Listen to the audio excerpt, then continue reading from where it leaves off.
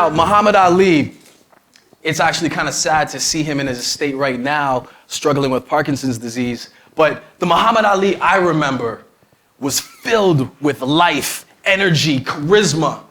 The Muhammad Ali I remember was a champion. But at the same time, he was villainized in the media at one point when he refused to fight in the Vietnam War. And he refused to fight because he didn't believe in going out there and killing innocent poor people for a country that he believed was doing similar things. So they stripped him of his boxing titles, his license to fight, all that stuff. And then shortly after, and here's a twist, he was considered a hero for that exact same reason. Now, the only thing that really changed, nothing changed other than popular opinion. The only thing that changed was the media got their hands on some of these graphic, gruesome, stomach-turning images from Vietnam, and they said, you know what, Muhammad Ali, you're right.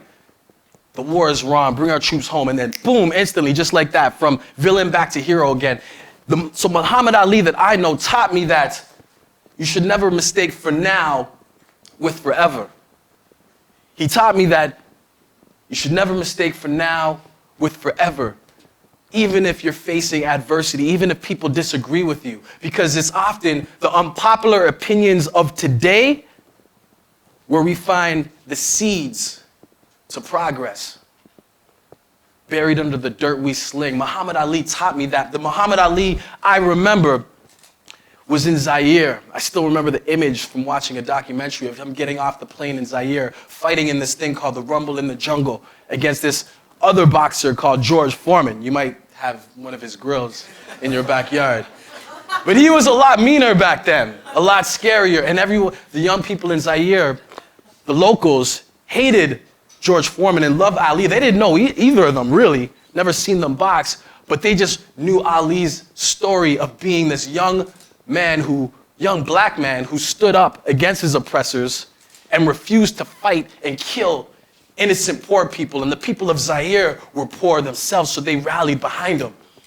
So as he got off the plane, you just heard everybody around him screaming, Ali, Boumaye, Ali, Boumaye.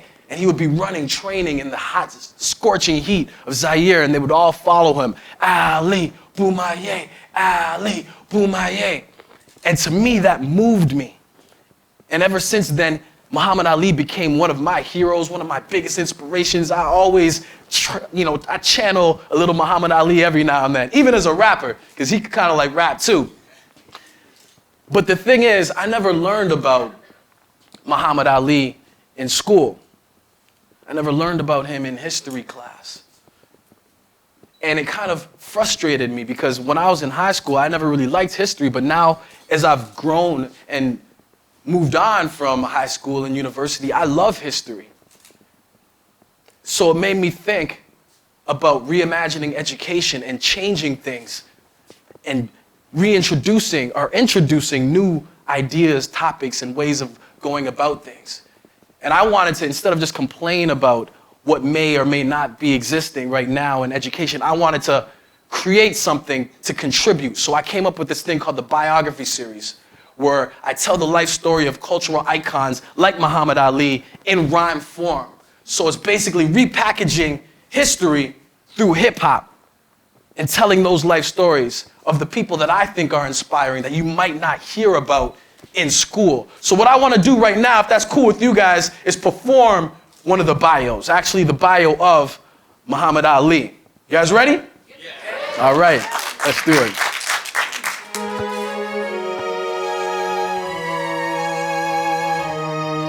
The unauthorized biography of the greatest,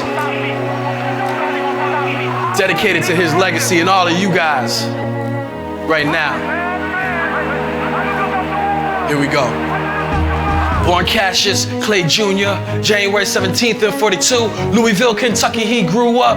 A little boy doing what a little boy do, till somebody stole his bike, swearing up and down they would pay the price. A police officer overheard, laughed at the child and he gave advice, told him to take that rage to fight, come to my gym and train to fight. Little did he know that would change his life, make him a star, put his name in lights. As an amateur, he would bandage up anyone he faced, through the hits, to the ledge. Even then, he knew the kid was destined to be great. Golden child, 8 golden gloves on the road to Olympic gold. In Rome, everything he dreamed, got his ticket, then his feet got cold. Praying in the aisles on the way to the fight, he made it. And in that 1960 Olympics victory, he declared himself the greatest. Critics watched and frowned at his boxing style, said he couldn't keep his guard up. He went pro and they still couldn't knock him down. Hands low, damn, you can dance though. Made him look too stiff to box, or punch too quick to clock. You get hit before you get from tick to tock. And by 64, he was giving knockout predictions. What round they would hit the floor, ridiculing his opposition. Dismisses a Louisville lip, outspoken but never outboxed. Liston finally gave in, and Clay got his first title shot. He even put out an album, threw a few sunny poems together, and called it I Am the Greatest. Some say the first battle rap ever. But nobody believed, nobody listened. Till the headlines came, Cassius Clay beat Sonny Liston. And after that, huge upset, he upset the world. When he announced he was a member of the Nation of Islam, he lashed back like, what was it I did wrong, huh? And in the fashion of Malcolm X, for whom he had profound respect, from his slave name he said, I'm free. And he became young Muhammad Ali, and the love for him got outweighed by outrage and fear of his new devout faith, to an organization perceived as only being about hate. Years later, he refused the draft, denounced the war on the grounds of religious belief. Then they hated him more. They said go to jail or go to Vietnam. And they took his title, his boxing license, and he took it to court and fought 3 years long. Now somewhere in that time, America realized the war was wrong, and they went from traitor to hero. And in a year or so, he was coming back strong. Moving with such grace and ease, float like a butterfly, sting like a bee. Hand can't hit what your eye can't see. Then came the fight of the century. Ali, Joe Frazier, far as matchups, they were no greater. First professional loss, but he would beat him in a rematch later. But by then, Frazier lost the belt to a man by the name George Foreman, much stronger, younger than Ali. Still he said, I'm in if you're in. Then came the Rumble in the jungle, promoted by Don King. 72, they went to Zaire. Got up to play like, what do I hear? They were saying, Ali, Boomaye, Ali, Boomaye. It was much more than some ego stroke. He knew he gave the poor people hope. Against the odds, toe-to-toe, swarming crowds, overflow. But no matter how hard he fought, they said Foreman would never be stopped. But instead of going blow for blow, he let him go for broke, punch himself out. Later they would call it the rope-a-dope. And in the 8th round, everything turned around. Ali springs from the rope, swinging fearlessly, and Foreman goes down. And the whole crowd erupts in amazement when he can't beat the count. And a new king is crowned, fighting for the poor and oppressed. His victory made history, but it was more than just being the best. It was character, it was charisma, being someone that cares for us. You see, he redefined the word champion to a category that the rest can't be in. And they were saying, Ali, Boomaye, Ali, Boomaye, Ali, Boomaye, Ali, Boomaye, Ali, Boomaye, Ali. And they were saying, Ali, Boomaye, Ali, Boomaye, Ali, Boomaye, Ali, Boomaye, Ali, Boomaye, Ali, Boomaye, Ali, Ali, Boomaye. The unauthorized biography of Muhammad Ali.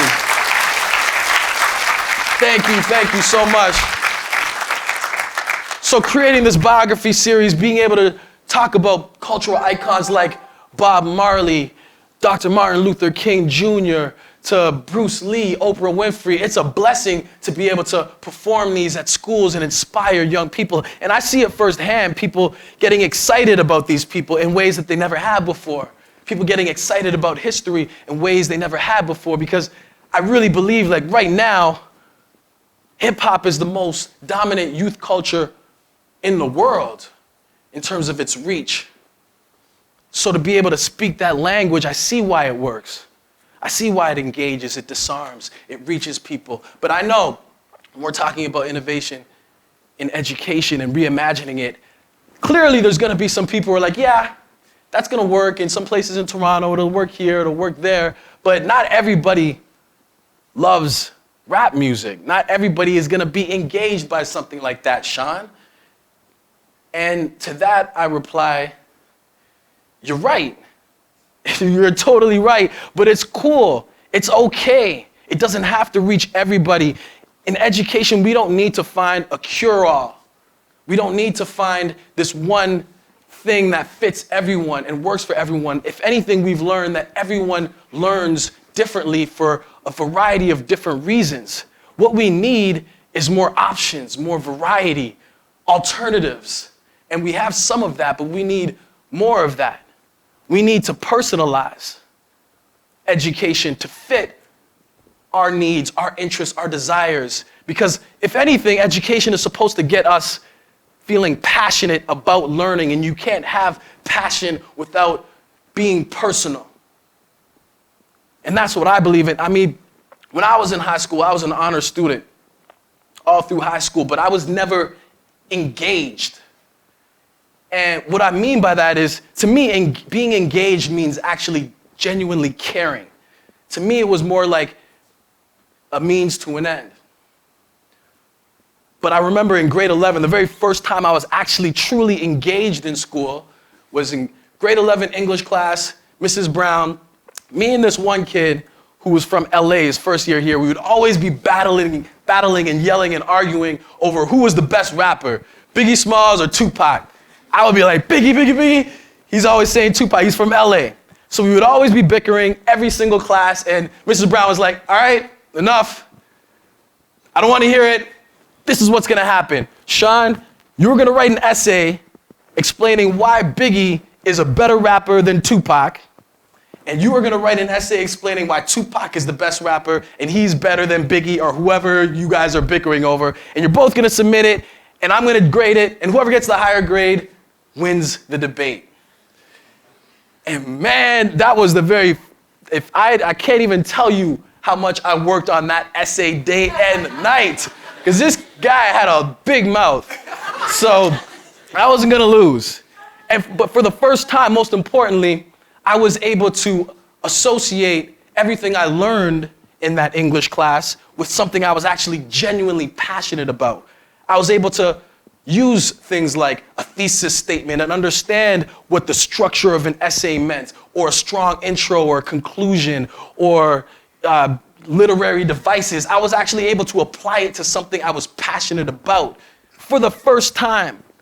And that, to me, is what education is about. And it's personalizing it. And the reason I do the biography series is because I want to give other people that option. Now, is it gonna work for everybody? Of course not, but to me, the biography series is my contribution to reimagining education and giving someone a little bit of an alternative. Now, it would be great to eventually possibly repackage science or repackage mathematics through hip hop. Who knows? The sky is honestly the limit. Is it gonna solve all the answers? No. But is it gonna possibly be the difference between one kid saying, I hate history, or I love history? Yes, it might make that difference.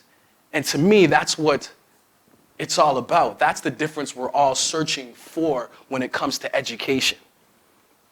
So I want to close off and just close off on the most important aspect of all of this, and that's you guys. When we're talking about innovation in education or reimagining it, I really want to stress the importance of not just your teachers or the principals or politicians or policy makers in terms of making change or reimagining education. I want to focus on you guys, because you guys all have that power, and who better than you guys to guide where education is taking you, because it's your education. It's your future. What do you guys want to see? What classes do you want to see? What subjects do you think are important to you right now, or do you think will be important to your future, and why? I want you guys to try and imagine an education the whole system, like if you could hit that reset button right now and start from scratch, what would you do? Be imaginative. Be inspirational. Be insightful. Thank you very much.